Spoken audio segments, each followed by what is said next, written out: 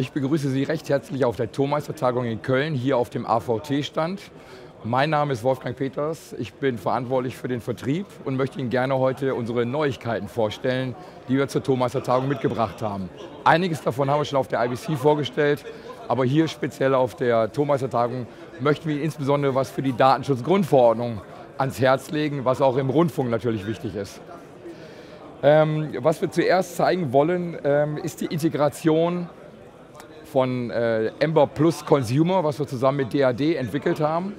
Wir haben die Steuerung von einer DAD-Konsole oder auch einer Larvo-Konsole realisiert, indem wir halt dieses Ember Plus Consumer Protokoll implementiert haben, sodass eine komplette Steuerung möglich ist von alleine einem solchen Bedienpult, ohne dass ein PC notwendig ist. Ja? Die klassische, übliche Vorgehensweise war ja die, dass ich hierüber gewählt habe und dann habe ich rausgerufen. Das Gleiche kann ich jetzt aber auch komplett von der DAD-Konsole aus realisieren. Und das zeige ich Ihnen jetzt mal. So, hier habe ich jetzt einfach mal eine Oberfläche von dem TH2 Plus quasi nachgestellt, so ähnlich wie Sie es von der PC-Software auch kennen. Und was wir jetzt hier noch sehen, ist, dass wir jetzt hier noch einen Dial-Button haben, den DAD netterweise implementiert hat. Und wenn ich jetzt diesen Dial-Button anklicke, öffnet sich jetzt hier ein Wählpanel und dort kann ich jetzt schlicht und ergreifend wie üblich halt die Rufnummer eingeben. Ich wähle hier mal die Rufnummer meines Telefons, die 130, drücke OK und kann jetzt die Verbindung aufbauen. Sie sehen, das Gerät wird da angewählt, mein Telefon klingelt. Und Sie sehen zusätzlich hier auch noch oben die Information zum Anrufer. Das heißt, damit ist eine komplette Bedienung eines Hybriden vollständig möglich, ohne dass die PC-Software dazu laufen muss. Ja? Wir haben natürlich volle Möglichkeiten, Hold zu schalten, ins Vorgespräch zu gehen und natürlich auch zu droppen. Ja? Zusätzlich zum Namen können Sie auch andere Informationen anzeigen lassen, wie Stadt, das Geschlecht natürlich eines Anrufers oder die Stimmung. Das bleibt Ihnen völlig frei überlassen und kann in der Konfiguration erfolgen. Zusätzlich, was wir auch noch sehen, das ist das nächste Thema, was wir eingebaut haben im System, ist die AX67 Audio-Streaming-Möglichkeit. Das heißt, wir bieten jetzt in unseren TH2 Plus, also auch TH6 und auch im TH-IP Pro ein Software-Update für AX67 Streaming an. Ja? Sie sehen jetzt hier auf dem Pult habe ich hier zwei Fader, die jetzt hier mit AX67 auch beschriftet sind. Das heißt, ich habe keinerlei Audiokabel, also kein Analog- oder AES-CBU-Kabel mehr dort angeschlossen, sondern alles läuft über eine Netzwerkschnittstelle und kann darüber auch mein Audio machen. Das Tolle dabei ist, ich kann sogar Geräte, die 10 Jahre alt sind, damit ganz normal updaten und bin damit mit dem hochmodernen Audioübertragungsstandard kompatibel. Ja? Das zeige ich gerade nochmal. Ich wähle also nochmal meine Rufnummer an.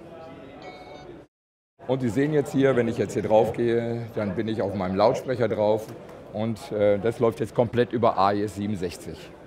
So, als zweite Neuigkeit, was wir vorstellen möchten, ist die Anrufbeantworterfunktion.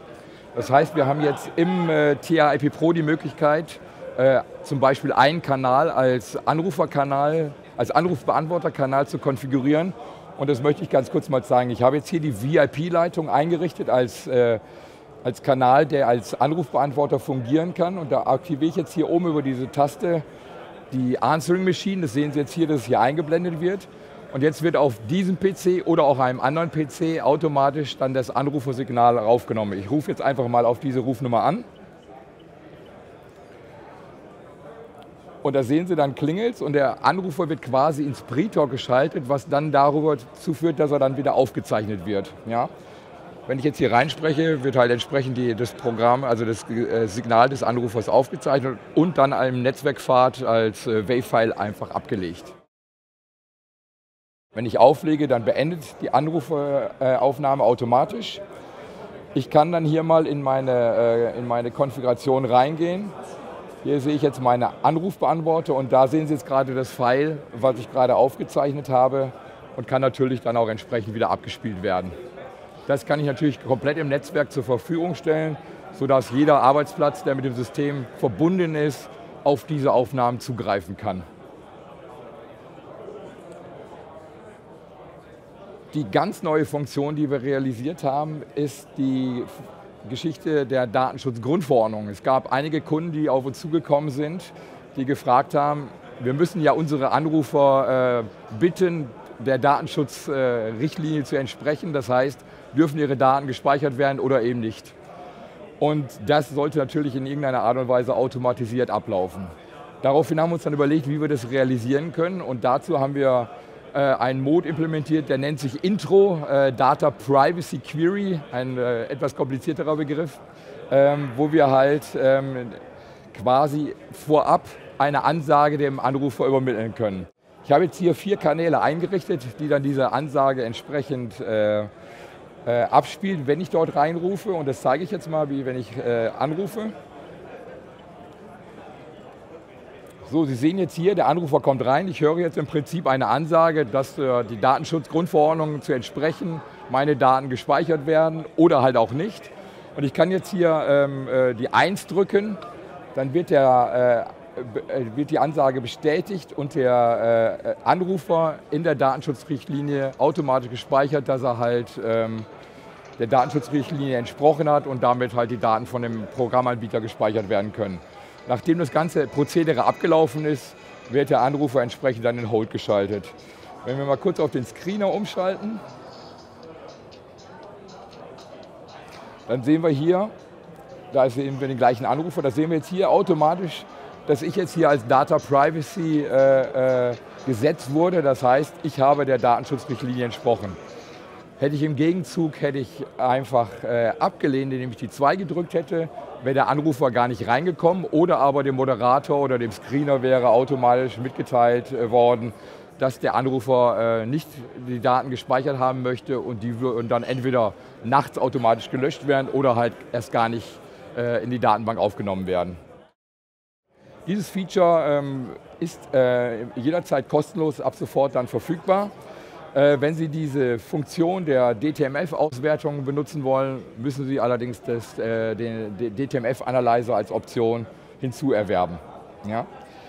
Dann möchte ich noch eine Funktion vorstellen, die wir implementiert haben. Und zwar kamen einige Moderatoren zu uns und hatten uns gefragt, wir würden ganz gerne, wenn wir ein Gewinnspiel haben, würden wir nachträglich, wenn alle Preise verlost wurden, eine automatische Ansage generieren. Diese Funktion haben wir auch im System implementiert, hier zum Beispiel mit dem Lavopult. Und zwar funktioniert es so, dass der Moderator schlicht und ergreifend live eine Ansage einsprechen kann. Das mache ich jetzt mal hier. Lieber Anrufer, leider sind alle Preise vergeben, probier es doch später noch einmal.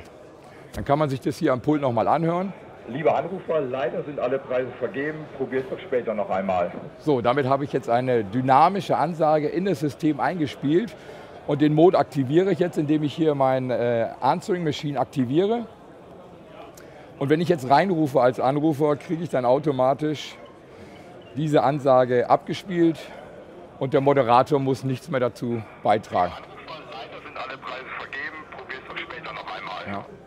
Und nach der Ansage wird der Anrufer automatisch aufgelegt. Gut, das waren mal die neuen Features beim TIA Pro. Zum Abschluss möchte ich gerne noch auf unser DAB-System kommen und da Ihnen die neuen Produkte zeigen. So, hier sehen wir jetzt die DAB Headend-Produkte. Wir haben neu entwickelt unseren AE4 DAB Plus Encoder, der bis zu 4 Audioprogramme in einem 19-Zoll-System beinhaltet, sodass ich 4 Stereoprogramme gleichzeitig dort übertragen kann. Darüber sehen wir unsere schon länger im Markt befindlichen Go-Encoder und darüber das ganz neue System der DAB-Multiplexer DABMUX Go RM, der quasi als Einstieg in die DAB-Welt gilt, der für kleinere Programmanbieter ein komplettes Headend relativ leicht realisieren kann.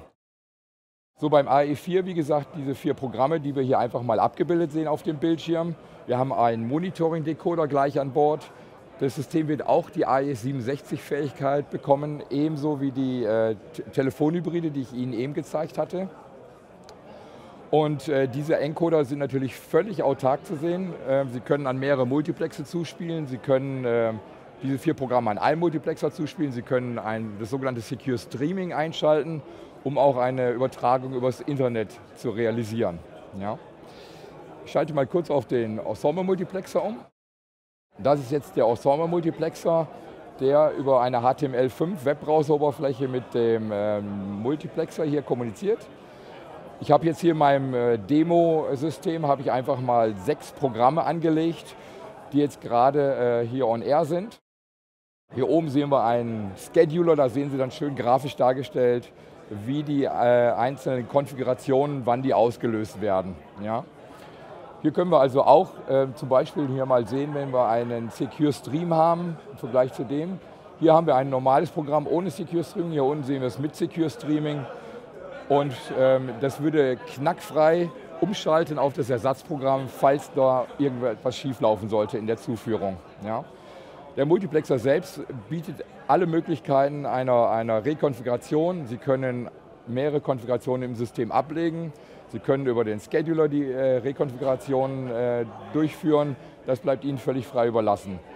Eines meiner Lieblingsfeatures ist die grafische Übersicht hier unseres Headends. Da sehen Sie relativ schnell, welches Programm in welchem Ensemble eingetastet wird und können sich da schnell einen Überblick verschaffen, was Sie denn da so gerade auf Sendung haben.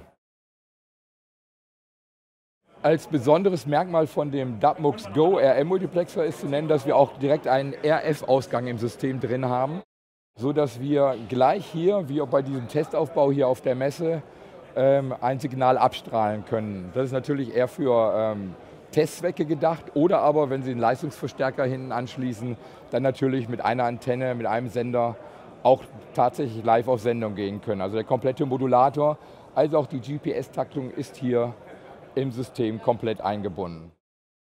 Ja, das war mal der kurze Überblick über unsere neuen Produkte. Ich hoffe, es hat Ihnen gefallen und wenn Sie mehr Informationen erfahren wollen, gehen Sie auf unsere neue Webseite, die wir gerade vorgestern released haben und wir freuen uns auf Ihr Interesse. Vielen Dank.